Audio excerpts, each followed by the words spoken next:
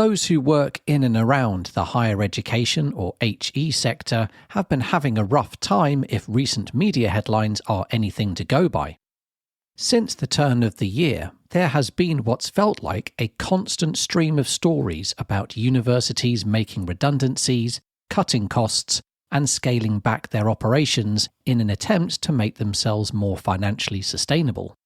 But despite all the gloom, one person is certainly not giving up on the HE sector. David Willetts was Minister for Universities and Science from 2010 to 2014 and is now President of the Resolution Foundation and a member of the House of Lords. David recently published a report for the King's College London Policy Institute called Are Universities Worth It? So, to hear his case for why supporting universities is a good thing, and why he disagrees with many of the criticisms aimed at universities, I'm delighted to be joined by David to discuss his new report.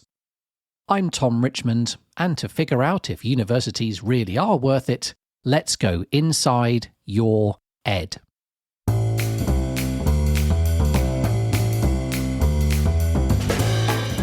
Welcome to Inside Your Ed, the podcast that looks inside the latest stories from across the education system in England, including primary and secondary schools, colleges, universities, and apprenticeships. You can listen to all our past episodes, subscribe to future episodes, and get in touch by visiting insideyoured.com.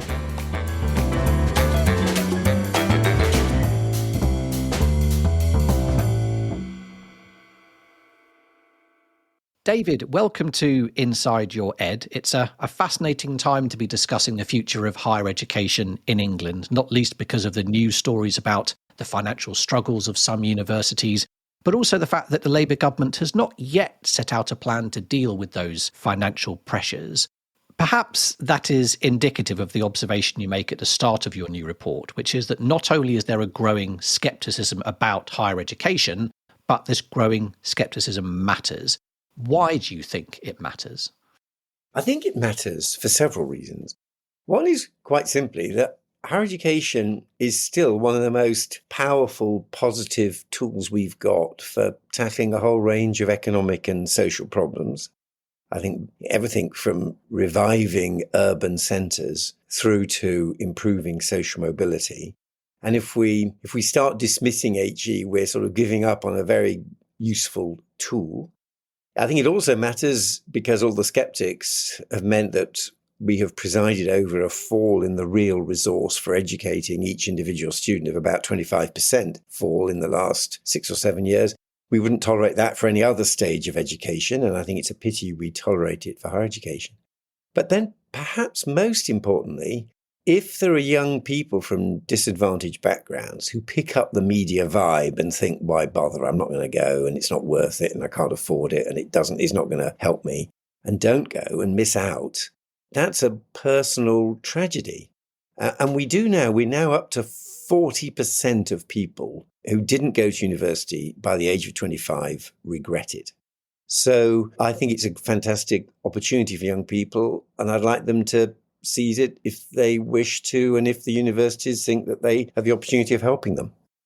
Okay, so your report starts with quite an extensive deep dive into the available data on graduate earnings after they enter the labour market. So give us a sense of why the data on earnings has helped convince you of the value of attending university.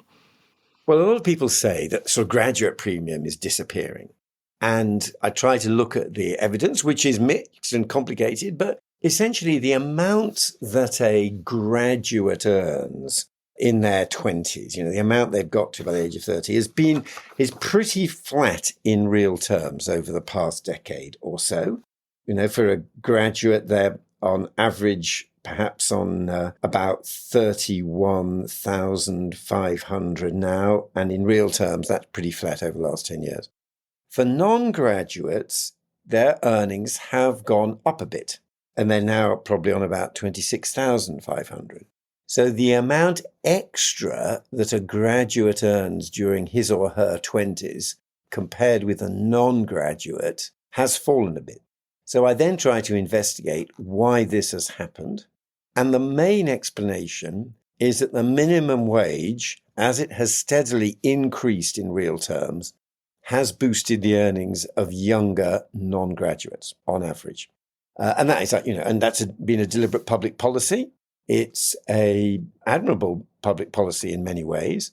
It has meant, therefore, that non-graduates have caught up a bit on graduates, not that graduates earn less. And there are limits to how far up you can push the minimum wage. The minimum wage has been increased a lot. So that, I think, is the main explanation of what's going on, which is a bit different from some of the narratives that suddenly there's a sort of catastrophic fall in demand for graduates, which there isn't. And then you look at other economic evidence and you find, for example, actually it's still the case that graduates are much more likely to be in work. So if you take a subset of, if you say, what are the earnings of employed non-graduates and compare it with the earnings of employed graduates, what you're completely ignoring is the fact that a graduate is far more likely to be in work than a non-graduate. So there's other wider economic issues as well. But I just wanted to cast some light on all this and rigorously analyse it, including using the information we've got here at Resolution Foundation on the labour market. Yes, I was struck by some of that recent work from the Resolution Foundation that showed that 2 decades ago, the median graduate in a graduate job had a salary 2.5 times that of a minimum wage worker. But by 2023, the typical graduate earned only 1.6 times the salary of a minimum wage worker. And the lowest earning graduates now only earn marginally more than someone actually on the full-time minimum wage. But I guess the question would be, how far can the graduate premium slip before you start to get worried that it might not be such a powerful tool in terms of promoting universities? There's a paradox here, of course, that it should almost be the point of the exercise that the graduate premium on average should fall, because we should be expanding higher education up to the point where the marginal student has no further gain from going. If everybody who goes to university are just significantly better off, we are massively under-delivering higher education. So as you expand higher education and reach out to marginal people whose gains are more modest, you would expect average returns to higher education to fall. That is just how it works. And as we move to an economy where half of workers are graduates, the graduate premium is diluted. But it's still the case when you look at the overall economics of it.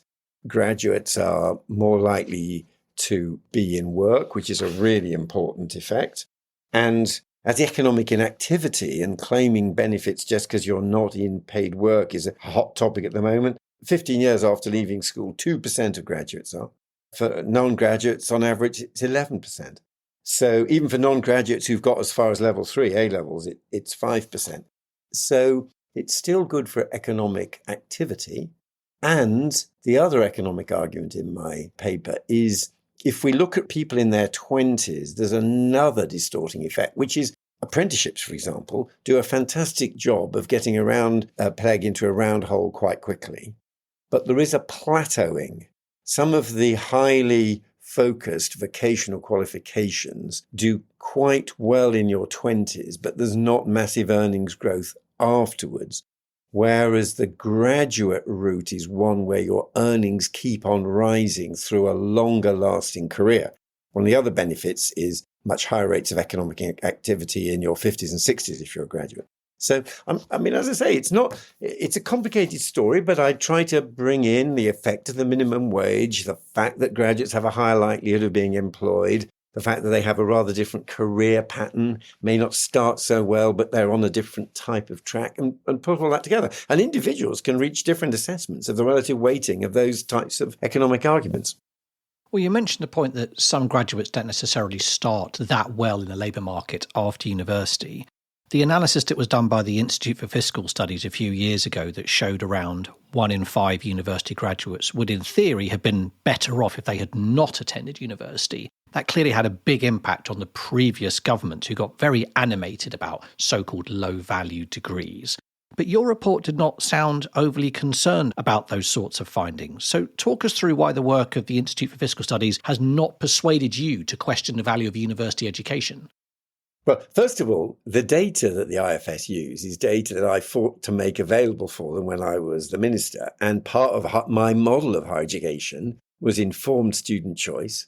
And that included far more granular information than they had ever had before about what the earnings were from particular courses. Now, There's far more to education and higher education than just your earnings. So let's just park that issue for the time being. So I'm delighted that the IFS have analysed all this, and I want other people to analyse it as well. But having gone from being hidden data, it's basically HMRC information about earnings, which I had to argue for about 18 months before finally we got the capacity to extract it and link it to educational records. I think it's really interesting. But we've gone from not knowing it to putting excess weight on it. And I also try in the pamphlet to explain why sometimes the weight that's put on it is excessive. And we are talking about a labour market forecast looking 30 years out. And after my battle to get the data 10, 15 years ago now, we still haven't got the data for a full lifetime's earnings for a graduate. So there's lots of reasons why, although this is interesting, it is not absolutely a straightforward, simple, compelling fact. It is an economic model resting on some assumptions which we need to bring out in the open. Well, as your report rightly pointed out, simplicity is quite hard to find when it comes to graduate earnings, particularly when you look at different degree subjects, with the creative industries, including art and music and drama, often coming out quite low when you look at research on graduate earnings. But again, your report seemed to me to be quite unmoved by these sorts of findings. It doesn't seem unreasonable to me for a government to question whether it's sensible to invest taxpayers' money in degree courses that produce poor returns for graduates, particularly when money is tight and the goal is to boost economic growth. But it felt to me like your report rejected using low graduate salaries as a premise for the government or the regulator, the Office for Students, to start closing down courses or perhaps restricting entry onto those courses. So why was it? Why would you reject that kind of approach from a government?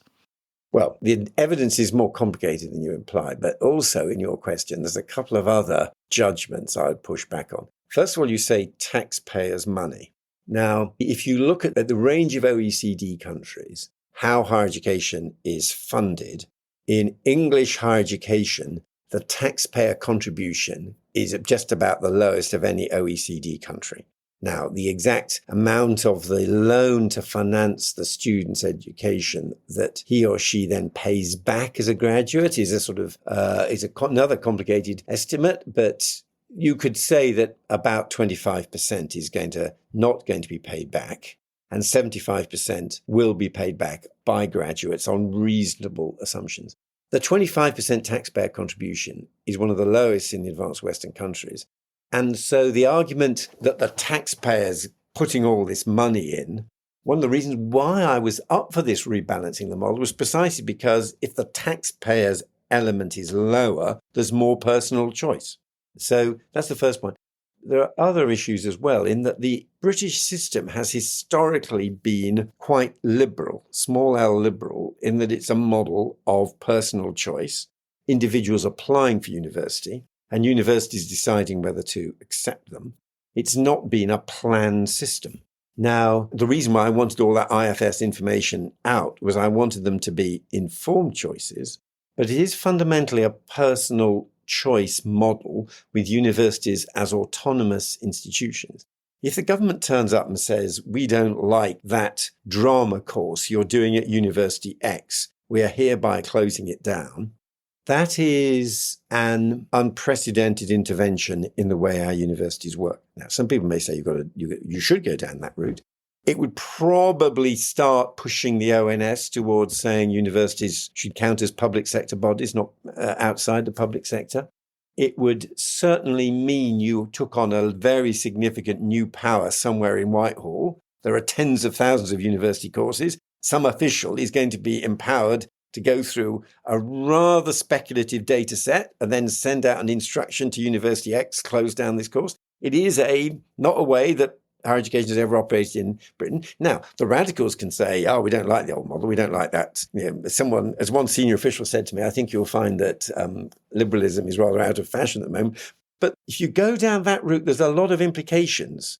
Management of universities, ministerial responsibility for universities, and I personally think there would be a danger that the solution would be worse than the problem, because these are informed choices. And somebody may say, all right, the employment earnings outcomes from doing a drama course are not brilliant, but I really want to do drama. And if I end up not in the group that's very high paid, but in the group that's low paid, so be it. At least drama was my choice. So it is quite a big change, shifting away from the model which we have basically always had of individuals, informed individuals, deciding to apply to university. And that's before we got into the complexities of the data. So, for example, when you really dig into it, and if you are going to start creating a power unprecedented in the history of higher education, you have to be pretty clear on your data. A lot of these data sets are looking at things like outcomes after 15 months for lifetime careers. They tend to have very weak data on self-employed. If the self-employed are evenly distributed, that's fine. If a lot of successful people in the creative industries have a high likelihood of being self-employed and they're excluded from the measures, you may be understating returns to creative industries. Are you sure you instead don't want to have a proper conversation with the creative industries about how they reward people? I mean, there's lots of other things than just saying we've got this brilliant idea, we're going to close down that course. Indeed, yes. No, I have in my own research pointed out that part-time work is also much more common in the creative industries, which again means you're probably not going to detect how well people are doing their careers that easily. But you're absolutely right to flag some of the data issues. However, the data issues play into another interesting topic in your report, which is this question of over-education or overqualification among graduates. This idea that if more and more graduates are ending up in jobs that do not formally require a degree, then the government should ask whether we are investing in the right forms of education at the right levels. Purely by chance, around the same time that your report came out, some new data was released by the OECD, which showed that 37% of employees in the UK reported having higher education levels than they required for their job. And that was the highest rate across the 31 nations surveyed. So why did your report argue that over-education, this overqualification, is not really a problem and is not the right way to think about a university education? Well, it can be in some circumstances a problem. I don't want to completely dismiss it. But again, I think it's an area where we are in danger of putting too much weight on this. People have at the back of their mind a kind of picture of a moody Dostoevsky rebel, deeply dissatisfied with their lives and the society they live in because they've got a degree in English and they don't think they're using it. And look, there are some people like that. In fact, there are some. But it's quite unusual. When you look at so what do you find? Well, this is a great moment, first of all, to liberate ourselves from this entire focus on earnings. So when you look at the benefits of higher education, one benefit is a health benefit. Now, there's complicated debates about why this is. It's not just a selection effect. These are the effects of having extra 3 years of education. Maybe seeing your life as a project that you shape and your behavior matters or whatever. But it looks as if graduates tend to have better health outcomes than non-graduates. And that includes the graduates who are in the, quote, non-graduate jobs. It also looks as if mental health issues are a hot topic at the moment. Graduates are susceptible to mental health problems, just like other young people. It looks as if graduates, again, regardless of the exact nature of the employment, are more likely to be able to combine self-reported mental health issues and being in work at the same time. So the idea that as soon as you are in a job defined as which you're defined as quite overeducated, all the benefits of higher education have suddenly been wasted or don't apply to you, that's not the case. And then, I mean, who are we to say what constitutes a graduate job? There's, of course, jobs that require it. There was a long time when teaching did not require a graduate qualification, but there were teachers who'd been to university. Was that a terrible waste of educating them? Having some graduate teachers even when it wasn't a requirement? The example I give is veterinary nursing assistant does not require a degree. It's a level 4 qualification, I think, but some people do stay on in higher education for an extra year and turn it into an honours degree. If you may think for your long-term career working in the veterinary profession, getting a BSc stands you in good stead for the future, or you genuinely want to know more stuff. So in other words, dismissing something as overeducated doesn't quite capture the complexity of people's paths through life either, their sources of satisfaction and even their long-term rewards in the jobs market. So you said you're not sure we can dismiss it entirely as a potential issue, overeducation. So I guess the question would then be, at what point should a policymaker get worried about it? At what point should a government potentially say, we do have, dare I say it, too many graduates? It's something we hear in the media a lot, but we don't hear governments talking about it. But is there a point at which we get to 40% overeducated, 45%, 50%? Is there a tipping point, do you think? Throughout the entire post-war period, we have had this backdrop. And I begin the pamphlet with Kingsley Amis, who wrote probably still the most vivid, most persuasive anti-higher education tracts, partly because he was a university academic for quite a while. And he was writing about more means worse and too many people go, and we're letting in people who can't even master the basics of English grammar. He was writing it in the 1950s because some grammar school boys were getting in and participation rates were heading up to 5%. He was already then denouncing. When Robbins came out, the Times in particular was very sceptical, thought it was absurd to carry on increasing university participation, already gone quite far enough. Hobbes thought that too many people going to university was the reason for the Civil War. So we have to accept there is this undercurrent throughout our entire cultural history of too many go. Now, you're right. I think it's great we've got more evidence. The evidence is quite complex and cross-cutting. It's not a straightforward case for the prosecution, close down higher education or some courses. I would want to keep on tracking it. What I'd really want to do is to inform more young people of the significance of their choices. And so if they really want to go into the veterinary profession, say, look, some of these jobs require degrees, others don't. You don't have to stay on at the university and do an extra year if you don't want to, because you can get some of the jobs without it. Make it a matter of informed personal choice. Well, on that question of informed personal choice, you spent quite a lot of time in the report talking about non-continuation rates in English universities, or dropout rates, to use their more common term. On the subject of informed choice, in theory, we have a system based on student choice, so you would presumably expect dropout rates in England to be quite low, and that seemed to be the argument that you were picking up on in the report. So talk us through why you think dropout rates at English universities are a good news story. Well, again, it's one of the things you hear, there's too many people dropping out of university. So let me first of all give you the figures. For men in the UK, 67% complete their bachelor's course on time within 3 years. The OECD average is 33%. And for women, 71% finish it compared to an OECD average of 44%. We've got one of the highest completion rates in the OECD. So if we've got a problem, everyone else has got a far worse problem. And once you, again, look at the real world, increasing numbers of mature students, people get pregnant, have family responsibilities, need to take a break for some reason. Dropping out is not of itself automatically a bad thing. It may be the correct human response in the circumstances you're in. The government is rightly, successive governments, trying to give people the idea that you've got a lifetime learning model, that you can collect some credits, maybe then cease to study for a while for whatever reasons, then resume. If you have that more flexible model, the even concept of non-completion and dropping out seems to be more tendentious. Indeed, if we're serious about this lifelong learning model, I don't quite know how we measure this bad thing called dropping out as against this good thing called getting some credits, going off to do something different, then resuming and getting some more credits.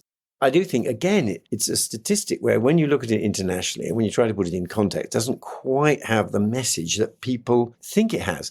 I'm even so heretical as to say I would worry if universities were doing too much selecting of people on the basis of their likelihood of dropping out. It becomes a bit like employers if they started selecting people for employment on the risk of whether or not they might have kids. It would be you would have a whole series of perverse effects. Sometimes playing safe and recruiting men aged 18 from a prosperous background is probably the best way of ensuring very low dropout rates. I'm not sure more widely it's how society should function. Yes, quite. To play devil's advocate for a moment, although the dropout rates at English universities internationally look quite low, that does mask enormous variation between institutions within England. So to give some examples from the Higher Education Statistics Agency, at one end of the university spectrum, Oxford, Cambridge and St Andrews all have dropout rates of less than 1%. But Middlesex, Buckinghamshire and St Mary's have a dropout rate of 13%, it's 14% at Suffolk and 16% at both Bedfordshire and London Metropolitan University. So I guess the question for a policymaker is, can I ignore these figures? Is there something that is prompting me to act when I look at that variation between institutions, even if internationally our system as a whole looks quite promising? Yeah, and again, it's a fair question, and it's a genuine and live policy debate. And there are different schools of thought. One school of thought says it's the raw data that matters. Another school of thought says, which of course has actually been tested in the courts because the OFS started trying to act on some of this type of data, is to say, but hang on, let's look at the ages, the average age of the students at these different universities. If one is trying to do some of the things the government likes, like having a lifelong learning model, recruiting more people age 25 to 35, an age where you're more likely to have kids, you may find it harder to combine that with going to university. Does that help explain it? If you have more limited personal resources, it's tougher.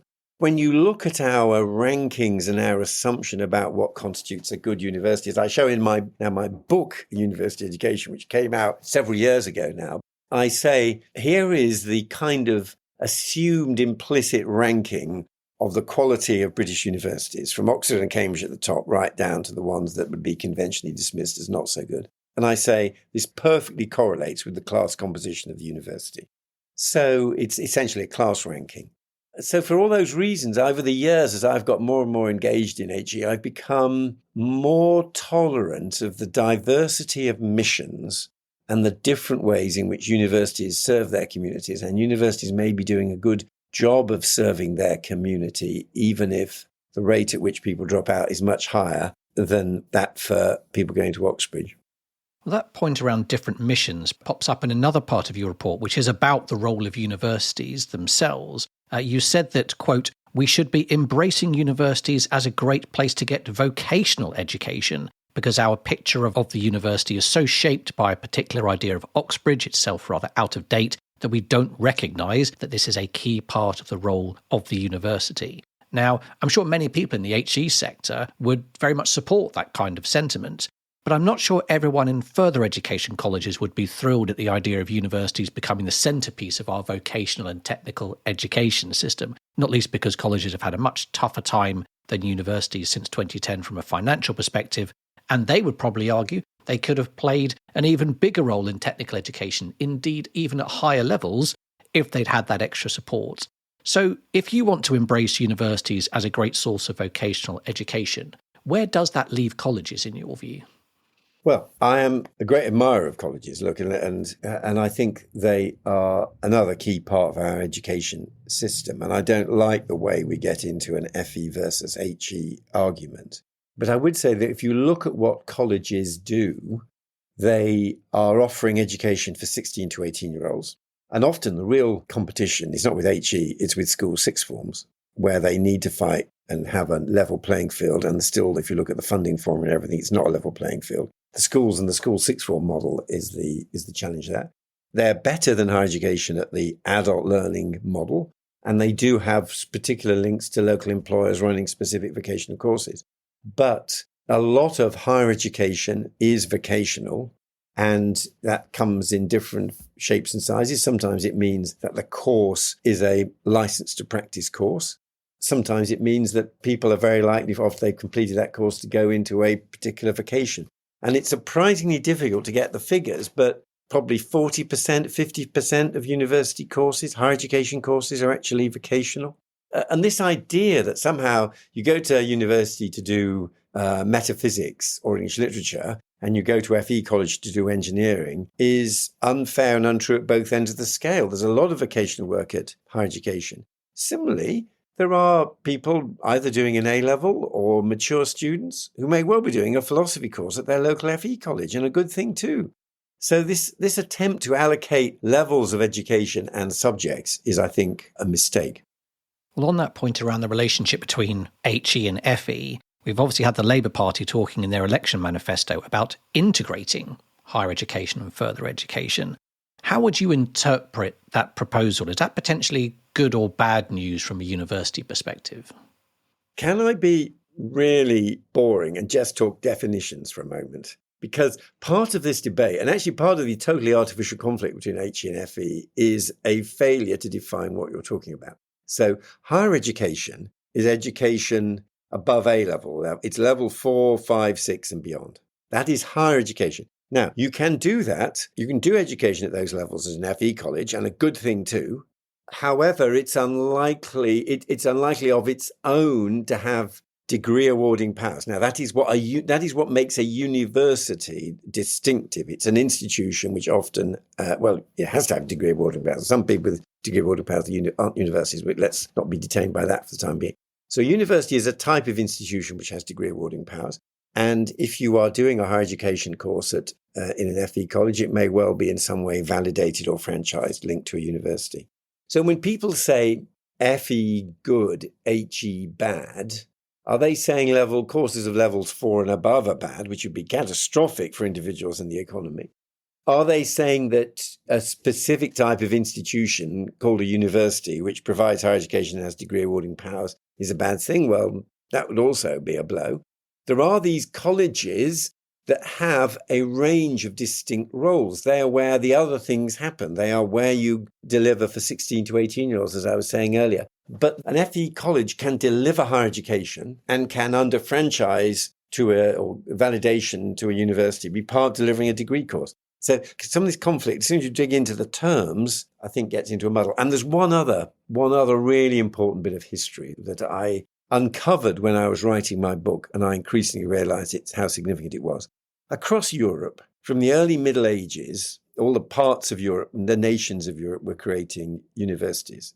In this first surge of creation, we got in England, Oxford and Cambridge. In the rest of Europe, they carried on creating universities. And by Napoleonic times, there were 25 universities in Spain, about that in France, in Germany, and every major city had a university across the continent of Europe. But not in England. In England, for 600 years, we only had Oxford and Cambridge. And Oxford and Cambridge very energetically suppressed the creation of other universities. Scotland had got 4 by the Renaissance. England only had 2. There is no other advanced country that only had 2 universities for 600 years. And then we had in the 19th century the creation of UCL and King's College and the University of London, and things slowly started to happen. That has left us with one model of what a university is like, the Oxbridge-Cambridge model. If we had, as other countries did, a University of Birmingham, a University of Sheffield for several hundred years that had had a civic role, that had been linked to local employers, that had been doing vocational courses, our perception and understanding of a range of things that university can do would be far richer. We've got a single mission model because of a unique history. Universities come in different shapes and sizes with a range of different missions, and a good thing too. Fascinating. Okay, finally, your report concludes with some observations about student loans. And my impression from reading your report was that despite all that's been said and written in recent years, you're fairly comfortable with the system that we've ended up with. So what is your argument broadly in favour of the student loan system that we have now?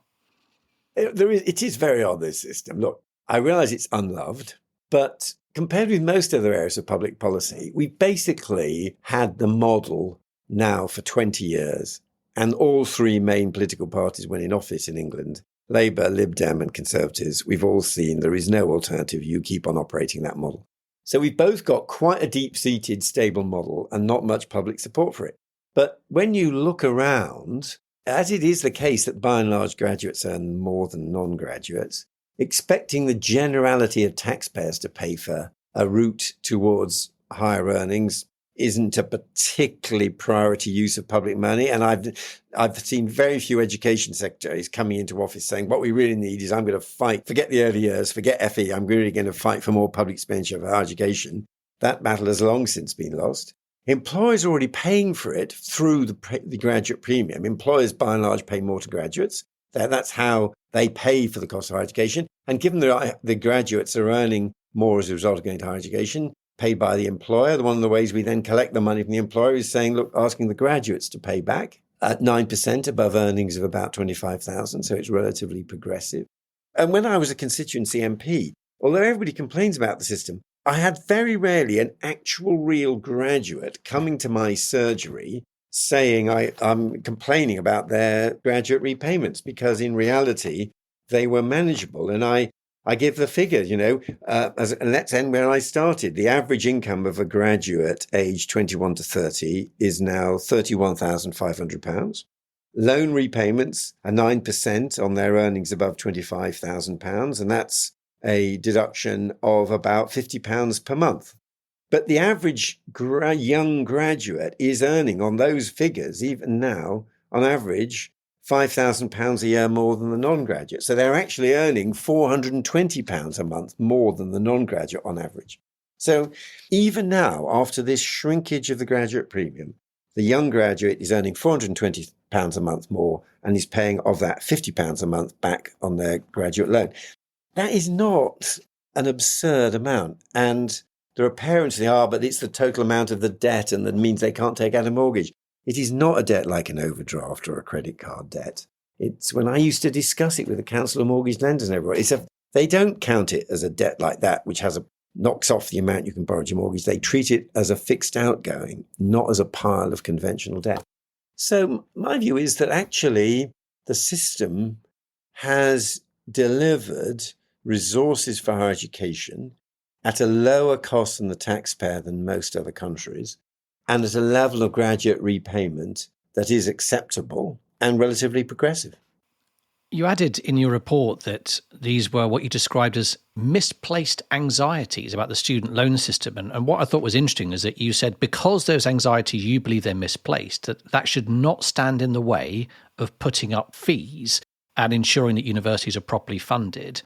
Now, I thought that was really eye-catching, particularly because I saw a recent YouGov survey earlier this year of almost 4,000 graduates, which found that of those who started at an English university from 2012 onwards, so the point at which £9,000 tuition fees came in, 53% felt they've received poor value for money. And that compares to only 35% of those who paid £3,000 tuition fees and just 22% of those who paid £1,000 tuition fees. In other words, the higher that fees have gone, the more students feel they are now getting a bad deal, even though, as you say, the monthly repayments remain pretty low. So in that context, increasing fees may be good for institutions now, and students' monthly loan repayments would not necessarily be affected by those higher fees. But are you worried at all that higher fees could end up diminishing the HE sector in the eyes of future students and parents? Your pamphlet, after all, is called Are Universities Worth It? Well, the question, and throughout and my involvement in this, including when I was minister, the question is what is in the best interest of students today and in the future? And if we carry on with allowing fees to fall in real terms, then the quality of the student experience will suffer. In fact, we will change the model. We have had, on European comparisons, we have quite, if you like, a high-touch model. And oddly enough, there's continuing pressures, if anything, for universities to do more. What are you doing on mental health? How good are the sports facilities? How good is the pastoral care? What are the contact hours? And they bloody well should be greater than they are. That's, I share students' frustration about that.